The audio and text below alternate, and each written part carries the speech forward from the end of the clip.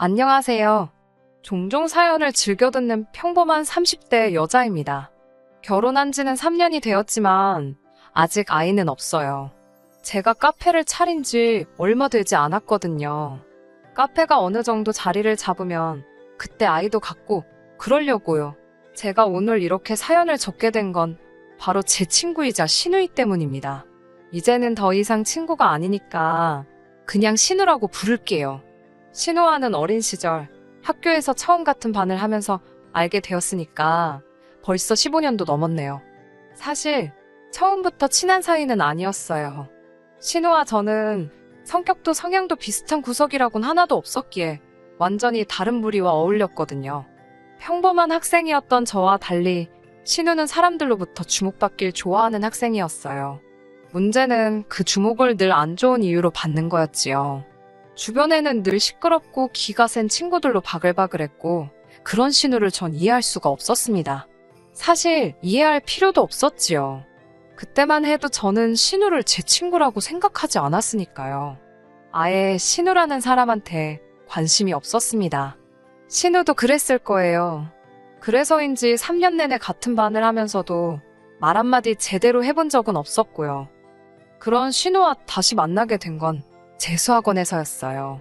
신우를 다른 곳도 아닌 재수학원에서 마주칠 거라곤 상상도 못했습니다. 친하진 않았어도 같은 동네에 살다 보니 원하든 원치 않든 신우에 대한 소식이 들려오곤 했었거든요. 분명히 연예인을 한다며 다니던 학교도 때려쳤다고 했는데 아무튼 신우도 저를 알아봤는지 자꾸 제 쪽을 슬금슬금 쳐다보더라고요. 그리고는 며칠 뒤 신우가 먼저 말을 걸어왔습니다. 점심이라도 같이 먹으면 안 되냐면서요. 사실 재수학원이라도 친구는 필요하잖아요? 그런데 신우가 너무 공부를 못하니까 다른 사람들이 같이 공부하기도 꺼려하고 그랬던 모양이에요. 그래서인지 엄청 주눅이 들어있더라고요. 눈치도 많이 보고 도대체 그동안 무슨 일이 있었던 건지 이유를 묻진 않았지만 너무 달라진 모습을 보니 마음은 안 좋더군요. 그때부터 저도 주책맞게 쓸데없이 정의감이 발동해서는 신우를 도와주고 싶어졌지요. 그때부터 어딜 가든 뭘 먹든 제가 챙겼어요. 같이 하자, 같이 가자. 처음에는 떨떠름해 하던 신우도 나중에는 마음의 문을 열었는지 항상 제 옆에 붙어 있으려고 하고 그렇게 저희는 친구가 되었습니다. 20살이 넘어서야 서로 편하게 전화하고 문자하는 그런 친구가 된 거예요. 신우가 그때 너무 고마웠다고 하더라고요. 신우가 정확히 어떤 기분이었을지 전부 다 알 수는 없었지만 제가 도움이 되었다니 너무 기뻤네요. 하지만 여전히 신우와 저는 종종 서로 이해하지 못하는 결정을 내리곤 했습니다. 누구 한 사람이 절대적으로 옳을 순 없지요. 사람마다 다른 생각과 이념을 가지고 있으니까요. 신우의 결혼도 그랬습니다. 지금도 저는 도대체 어떤 이유로 신우가 그 결혼을 하겠다고 고집을 피웠던 건지 이해를 할 수가 없습니다. 재수에 꼬박 1년을 보낸 뒤 있었던 일입니다. 다행히 원하던 성적을 받아서 바로 대학에 진학한 저와 달리 신우는 1년 더 공부를 하겠다고 했습니다. 아무래도 학원이 자기랑 안 맞았던 것 같다면서 기숙학원에 들어간다고요. 신우는 핸드폰도 없앴다고 했습니다. 그래서 전 저대로 대학 생활을 즐기며 마음으로 신우를 응원하고 있었지요. 그런데 그렇게 반년쯤 지났을까 없앴다는 신우의 전화번호로 연락이 왔습니다. 신우가 기숙학원에서 나왔다고 하더라고요. 하지만 절 더 놀라게 한 건 신우의 폭탄 선언이었습니다. 기숙학원에서 알게 되었다는 나이도 9살이나 많은 남자와 결혼을 할 거랍니다. 저는 제발 다시 생각해보라고 아직 한참 어린데 왜 나이 많은 남자랑 결혼을 하냐고 신우를 말렸습니다. 일단 대학도 가고 이것저것 해보고 이후에 생각해도 늦지 않는다니까.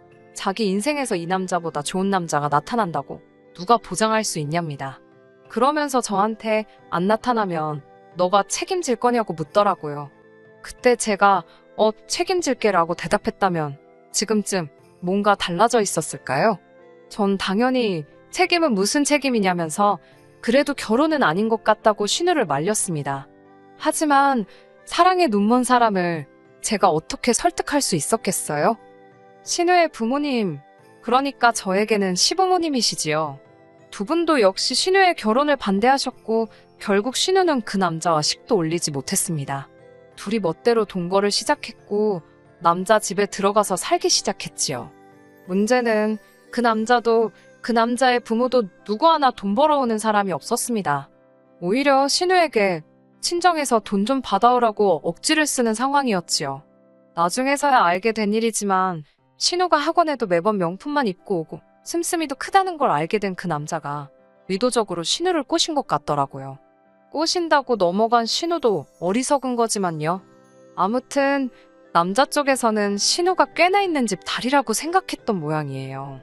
그런데 막상 같이 살기 시작했는데 그게 아니었으니 둘의 사이는 급격히 안 좋아졌지요. 게다가 나중에서야 신우에게 듣게 된 사실은 더 충격적이었습니다. 2년의 결혼 생활 동안 남자로부터 생활비는 딱 한 번 받아봤다더군요. 임신한 신우를 두고 바람을 피다 들켰을 때는 혼인신고도 안 했는데 무슨 상관이냐며 적반하장으로 나왔고요. 아무튼 결국 신우는 뱃속에 아이를 잃고 나서야 정신을 차리고 남자와 헤어졌습니다. 하지만 지나간 세월을 그 무엇으로 보상받을 수 있겠어요? 신우는 그 나이 때가 누릴 수 있는 것들, 누려야 하는 것들을 해보지 못했잖아요. 그렇다 보니 당연히 저를 포함한 다른 사람들처럼 사회생활을 해본 적도 없었습니다. 그런 영향 때문인지 저희의 우정도 결이 좀 달라졌다고 해야 할까요? 신우에 대한 제 우정은 언젠가부터 어린 여동생을 걱정하는 언니의 마음처럼 바뀌었더라고요. 신우도 그런 저에게 고마웠는지 하루는 자기가 정말 괜찮은 사람을 소개시켜주고 싶다고 했습니다. 사실 신우의 인간관계는 어느 정도 다 파악하고 있었기 때문에 신우가 주선한다는 소개팅이 솔직히 탐탁치는 않았어요. 하지만 자기 딴에는 고마워서 그런다는데 무조건 싫다고 하기도 그렇더라고요. 그래서 신우 입장 생각해서 밥이나 먹고 오자 생각하고 나갔습니다. 황당하게도 소개팅 장소에 와 있는 건 신우의 오빠, 그러니까 제 남편이었어요. 너무 웃겼어요. 알고 지낸 지가 몇 년인데 뜬금없이 소개팅이라니 저도 남편도 한참을 웃었지요. 그런데 어쨌든 소개팅 자리였기에 저도 남편도 신경을 쓰고 나왔었거든요. 편하게 볼 때랑은 좀 다르더라고요. 평소엔 그냥 친구 오빠라고 생각했는데 그날은 좀 잘생겨 보였달까요? 남편도 말하기를 제가 아는 여동생이 아니라 여자로 보이더랍니다.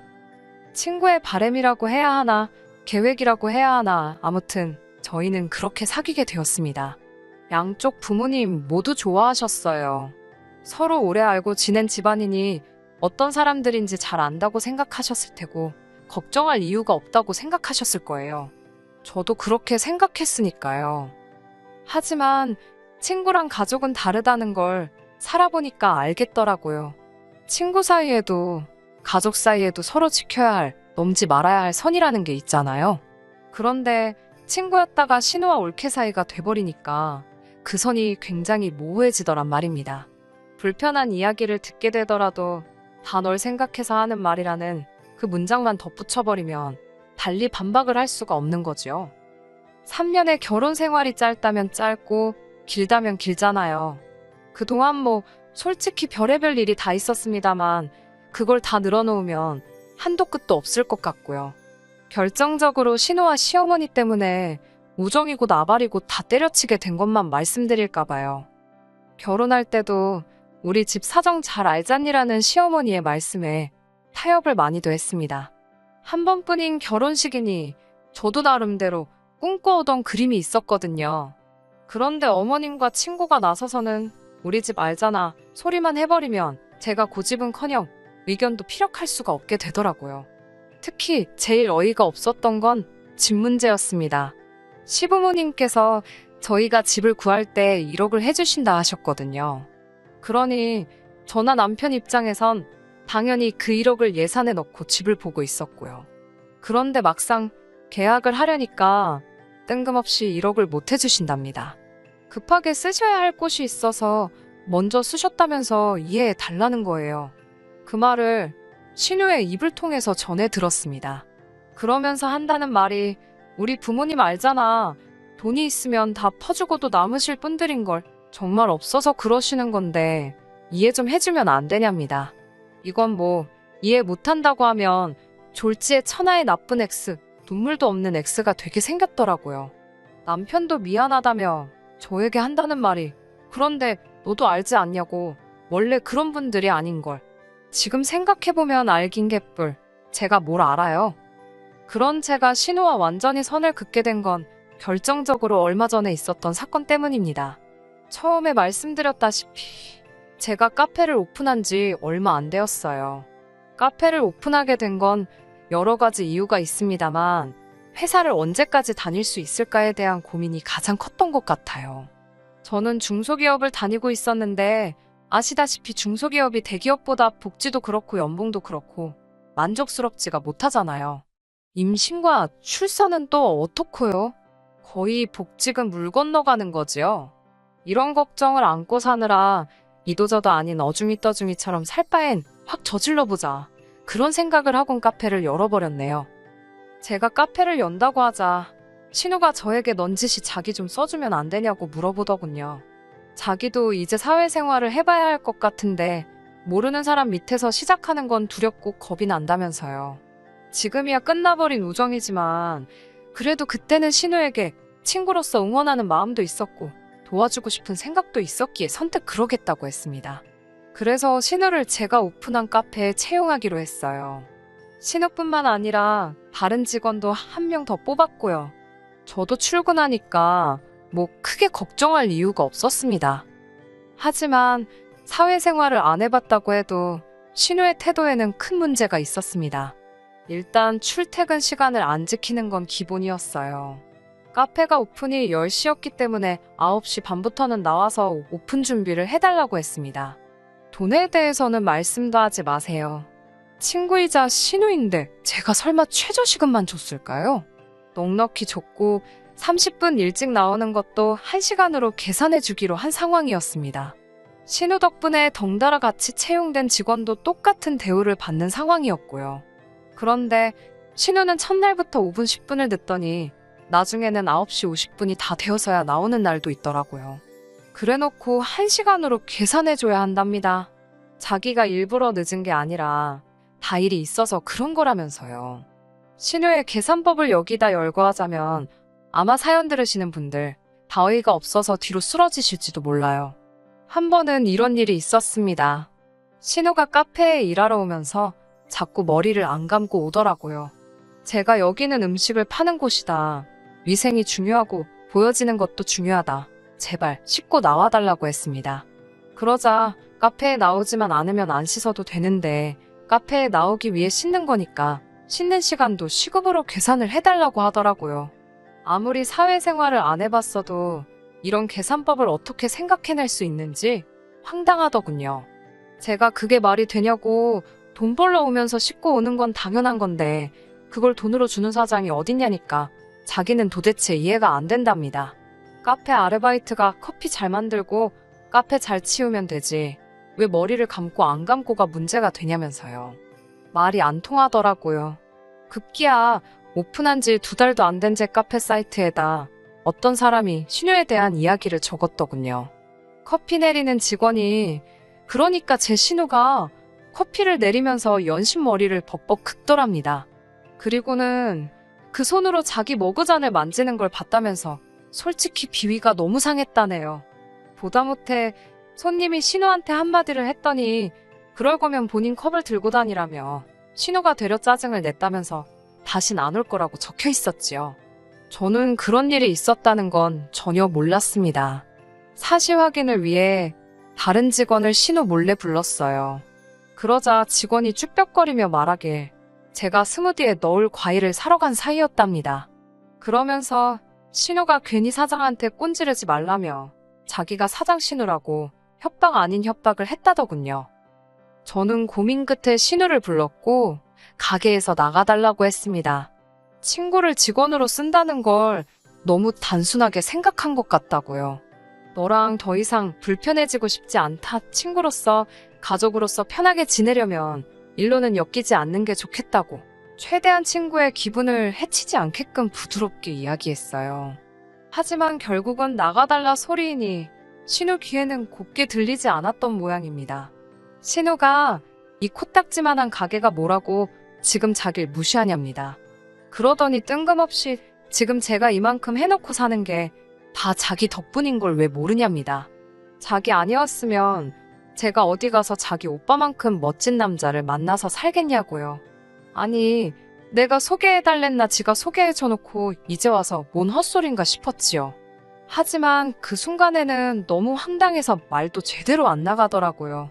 저는 뭐 너가 그렇게 생각할 줄은 몰랐는데 그래 이 코딱지만한 가게가 그래도 나한텐 밥줄이라서 너랑 일 못하겠당 나가달라고 했습니다. 이쯤에서 끝났으면 그래도 시간이 흐르면 해결될 일이었을 겁니다. 결국은 친구 사이인데 이해 못할 게 뭐가 있겠어요. 신우가 먼저 미안함을 느꼈을 수도 있고 제가 다시 신우에게 도움을 요청했을 수도 있지요. 그런데 어머님까지 이 상황에 끼어드시면서 그런 희망도 산산조각이 나버렸네요. 그날 밤 머릿속이 복잡해 잠을 못 이루고 있는데 어머님께 전화가 걸려왔습니다. 이미 남편도 상황을 알고 있던지라 저 대신 자기가 전화를 받겠다고 하더군요. 하지만 제 핸드폰으로 거셨다는 건 저랑 이야기하시겠다는 거잖아요. 괜찮다고 하고 전화를 받았어요. 그런데 어머님께서 제가 전화를 받기가 무섭게 대뜸 정말 보자 하니 너무하다며 소리를 지르셨습니다. 그러더니 뜬금없이 저더러 친구가 나이 먹은 남자랑 놀아나는 동안 전 안 말리고 뭐 했냐입니다. 친구가 그러고 사는 동안 너 혼자 잘 먹고 잘 사니까 좋았냐고 저더러 사람도 아니라대요.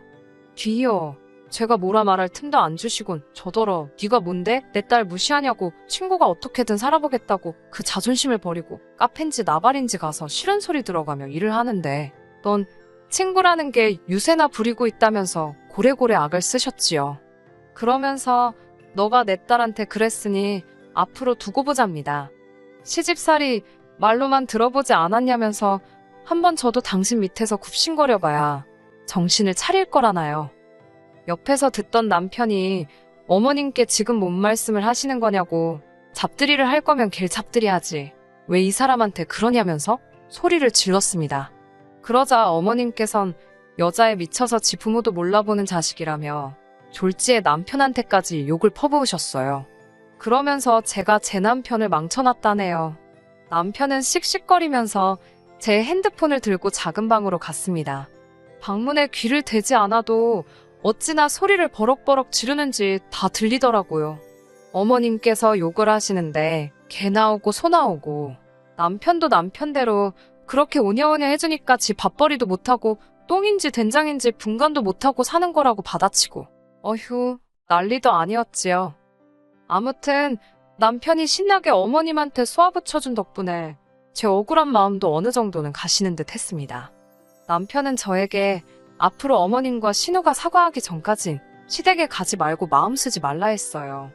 며느리 노르시고 뭐고 필요 없다면서 자기가 그 꼴 못 본다대요. 그리고 이제는 신우올케 사이라고 네가 윗사람이니까 윗사람 대접 받으면서 살랍니다. 친구 사이는 끝났다고 생각하고 선 긋고 살라고요. 처음에는 남편 말이 냉정하게 들렸지만 곰곰이 생각해볼수록 그게 맞겠다 싶더군요. 그 일이 있은 이후로 벌써 몇 달이 지났지만 저는 시댁에 연락하지 않고 있습니다.